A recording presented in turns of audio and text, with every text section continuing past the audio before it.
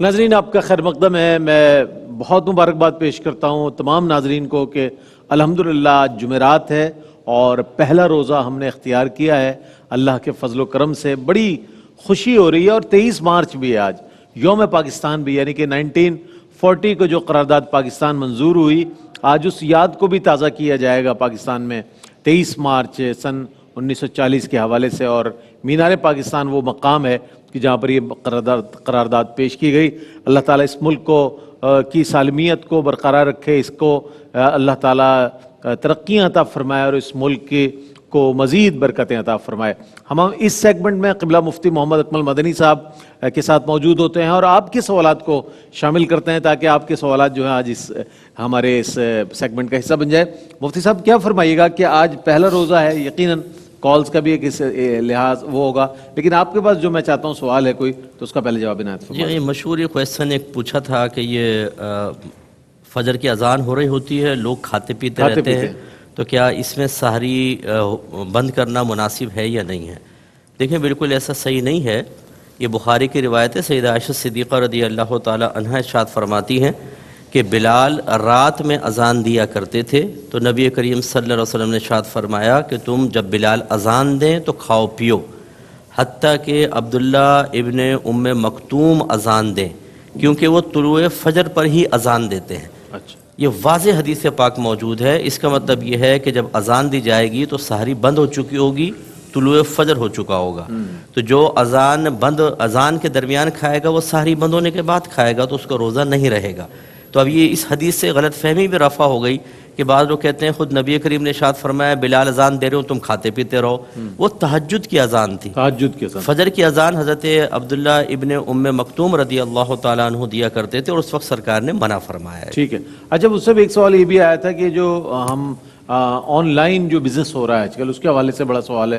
اکثر خواتین بھی اس میں ہیں اور بہت سے نوجوان, بے روزگاری کا بھی معاملہ ہے, لیکن تو اس کی جو کمائی ہے, اس سے حاصل ہونے والا کی جو رقم ہے, اس کے حوالے سے کیا حکم ہے؟ اصل میں اس کی نوعیتیں بہت ساری ہیں جو آپ نے کویسچن کیا نا. اب وہ مختلف نوعیتیں ہوتی ہیں, اس میں کچھ جائز ہیں کچھ ناجائز ہیں. ایک میں ہم صورت کو ڈسکس کر لیتے ہیں. جیسے بعض اوقات کچھ ایک ویب سائٹ ہے جو گھر پہ ڈیلیور کرتی ہے پروڈکٹس وغیرہ. میں نے اپنی ویب سائٹ پر اس کے کچھ آئٹمز جو ہیں وہ ڈسپلے کے طور پہ رکھ لیے اور آرڈر میں لے رہا ہوں. ٹھیک ہے نا, تو اس میں یہ جائز ہے, لیکن یہ نہ کہیں یہ میرا مال ہے یا میں آپ کو بیچوں گا, بلکہ آپ یہ کہیں کہ یہ چیز ہے آپ کو اتنے میں پڑے گی. تو جو کمپنی نے پیسہ رکھا ہے وہ اس پہ جو آپ نے کمیشن لینا ہے یا آپ اوپر رکھنا چاہتے ہیں وہ رکھ کر, وہ ہے کہ وہ آپ کے سروس چارجز ہوں گے. آپ آرڈر لے لیتے ہیں, کنفرم کرنے کے بعد آپ ان کو کہہ دیتے ہیں ڈیلیوری فلاں گھر میں پہنچا دیں, تو وہ پہنچا دے گی کمپنی ڈائریکٹ, اور آپ بیچ میں اپنا کمیشن رکھ سکتے ہیں. اس میں شرن کوئی حرج نہیں. اچھا, اس میں اشیاء کا بھی مفتی صاحب کوئی لحاظ رکھنا چاہیے کہ کون کون سی اشیاء, مطلب کوئی, لیکن ایک کالر کو پہلے شامل کر لیتے ہیں, ان کو خوش آمدید بھی کہتے ہیں. السلام علیکم ورحمۃ اللہ وبرکاتہ. جی وعلیکم السلام. جی سوال میں نے پوچھنا تھا کہ یہ افطار کے وقت جب لائیو اذان آ رہی ہوتی ہے تو اسے دیکھ کر ہم روزہ کھول سکتے ہیں؟ لوگ کہتے ہیں مسجد ہی کی اذان سے آپ روزہ کھولیں. دوسرا سوال میرا یہ ہے کہ یہ تراویحوں کی جو نیت ہے وہ سنت موقدہ سے کریں, کیا مطلب کس طرح نیت کریں؟ جی آپ کا کوئی اور سوال بھی ہے؟ جی بہت شکریہ. بہت شکریہ آپ کا, بہت شکریہ. جی دیکھیں اصل میں اذان سے روزہ کھولنے کا تعلق ہے ہی نہیں, یہ تو وقت سے ہے. جب وقت ہو جائے آپ کیلنڈر رکھیں کوئی مناسب تو آپ کر لیں. باقی یہ ہے کہ اگر آپ کو ٹی وی چینلز میں کسی کے چینل پر اعتماد ہے وقت کا تو ٹھیک ہے, آپ اس کو فالو کر سکتے ہیں. اور اگر آپ کو اپنے مؤذن صاحب پر اعتماد ہے کہ وہ صحیح وقت کے اوپر اذان دیتے ہیں تو وہ ایک علامت بنتی ہے, تو آپ اس میں بھی کر سکتے ہیں. یہ کوئی پابندی نہیں ہے کہ مسجد کے اذان پر ہی کھولنا ہوگا یا لائیو چینل پہ چل رہی ہوگا اس پہ. ایک اور سوال ہم لے لیتے ہیں آپ کی اجازت سے, اور پھر اس کو دونوں کے جواب لے لیں گے. السلام علیکم. السلام علیکم. وعلیکم السلام. فرمائیے سوال. جی میرا سوال یہ ہے کہ ایک خاتون ہے, ٹھیک ہے, ان کے شوہر کا انتقال ہو گیا 8 سال پہلے, لیکن انتقال کے بعد ان کے سسرال والوں نے ان کو گریجویٹی کا ہر چیز کا پیسہ دلوا دیا, پینشن وغیرہ, لیکن ان کے اولاد نہیں ہے. ٹھیک ہے, اور اس شخص نے جو ان کے شوہر تھے کافی ظلم وغیرہ کر کے زبردستی اپنے ساتھ رکھتے تھے, لیکن ابھی پتہ چلا ہے کہ ان کی زندگی میں طلاق ہو گئی تھی انتقال سے پہلے ہی, لیکن ان کے سسرال والوں کو یہ بات پتہ تھی.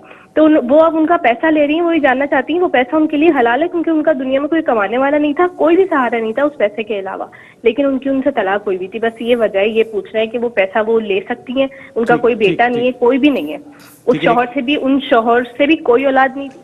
بہت شکریہ. ایک اور کالر ہے. السلام علیکم. جی وعلیکم السلام. फरमाइए जी, सवाल बताइए.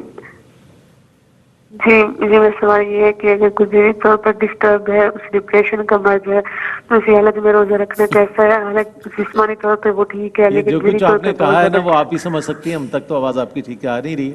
انشاءاللہ پھر کسی دن آپ کی کال کو شامل کریں گے, سوال کو شامل کریں گے تو مفتی صاحب جواب عنایت فرمائیں گے. جی مفتی صاحب. جی تراویح میں بالکل سنت موقدہ کی نیت کریں گے کہ نیت کرتی ہوں 2 رکعت نماز سنت موقدہ تراویح واسطہ اللہ تعالیٰ کے منہ میرا قبل شریف کی طرف. اور دیکھیں جو پینشن وغیرہ کا معاملہ ہوتا ہے, جو نامنی ہوتا ہے نا وہی اس کا حقدار ہوتا ہے, یہ مال وراثت نہیں ہے. تو اگر انہوں نے اس عورت کا نام لکھوایا ہوا, اگرچہ اس وقت بحیثیت بیوی کے لکھوایا ہوگا, لیکن بہرحال اگر وہ طلاق بھی ہو گئی ہے اور نامنی میں وہی خاتون کا نام لکھا ہوا ہے تو وہ اس پینشن کو تو لے سکتی ہیں. لیکن اگر شوہر کے اس شخص کے انتقال سے پہلے طلاق ہو گئی تھی تو مال وراثت میں ان کو کوئی حصہ نہیں ملے گا. اچھا جی ہاں بالکل, وہ دوسرے وارثوں کا حق ہوگا. ٹھیک ہے. اچھا اب ہم چونکہ آج وقت اتنا ہی ہے, اس کے بعد انشاءاللہ کل جب حاضر ہوں گے تو مزید سوالات آپ کی شامل کریں گے. بس ایک ریکویسٹ یہ ہے کہ جب آپ کال کیا کریں تو اپنے ٹیلی ویژن سیٹ کی آواز کو میوٹ کر دیا کریں, یہ تب جا کے آپ کی آواز ہمیں مناسب طور پر آ جائے گی اور آپ کے سوالات ہم تک پہنچ جائیں گے. قبلہ مفتی محمد اکمل مدنی صاحب آپ کی تشریف آوری کا بہت شکریہ ادا کرتا ہوں, اور بہت سے لوگ آپ کے سوالات کے جوابات, اپنے سوالات کے جوابات آپ سے حاصل کرنا چاہتے ہیں تاکہ انہیں قلبی اطمینان ہو جائے, اور یہ الحمدللہ اللہ نے آپ کو یہ اعزاز رہیں گے انشاءاللہ جواب دیں گے. بہت عنایت. کل انشاءاللہ آپ سے ملاقات ہوگی, کل دوسرا روزہ ہوگا, اسی طرح مقابلہ نعت بھی ہے کراچی سے, پھر مقابلہ تقاریر ہے, اس کے بعد پھر علم و علماء کا سیگمنٹ ہے, اور اس کے بعد پھر وہ ساری ترتیب جو آج آپ نے دیکھی. اپنا بہت خیال رکھیے گا, اپنے اور اپنے اہل و عیال اور اپنے دوست احباب کو سب کو اپنی دعاؤں میں یاد رکھیں, ہمیں بھی اپنی دعاؤں میں رکھیں. کل انشاءاللہ آپ سے ملاقات ہوگی, کل تک کے لیے اللہ حافظ.